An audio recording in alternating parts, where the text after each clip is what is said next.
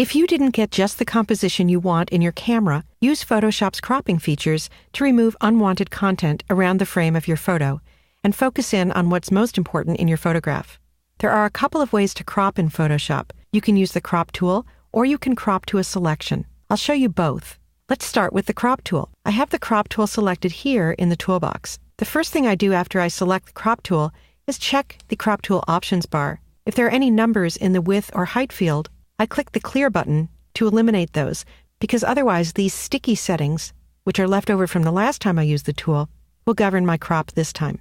I also go to the Layers panel, which I have here, and if yours isn't showing, you can open it from the Window menu. And if I have a special background layer like this one in my file, I'll change this to a regular layer. To do that, I double-click the word background, and I say OK.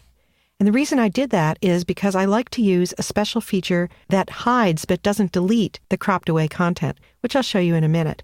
And that just doesn't work on a background layer.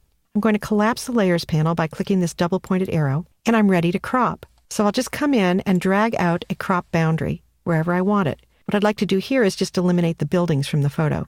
The area that's clear is what will remain in my photo, and the area that's dark will be cropped away. I can click in the middle of this crop boundary and move it anywhere I want, or I can move my mouse over any one of the edges and change that edge. Let's take a look at the options bar. Here in the options bar, the shield feature is what makes the area to be cropped away look dark in this preview. If I uncheck that, then I can see the whole image. And sometimes I'll uncheck it and then check it again just to make sure that I have everything I want left in my cropped image. By default, when you crop, the area that's under the shield will be removed or deleted completely. To be conservative, sometimes I'll hide that content rather than delete it, and that means that I'll be able to get it back even after the crop. When I'm all set to crop, I'll come to the right side of the options bar and click this check mark, and that commits the crop. This is my cropped image. I think it looks a lot better without the buildings, don't you? But if I change my mind and I want the buildings back, because I chose to hide rather than delete the cropped content, I can go to the Image menu at the top of the screen now, and I can choose Reveal All.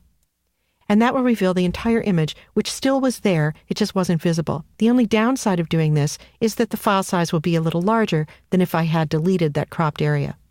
Now I'll show you another way to crop. I like to do this when I just need a small portion of an image. So for example, let's say I needed the sky here to use as a backdrop behind another image.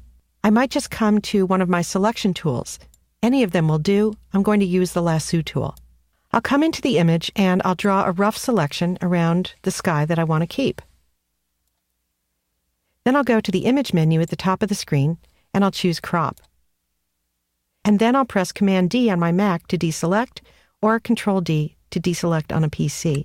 And I've cropped away everything except this bit of sky.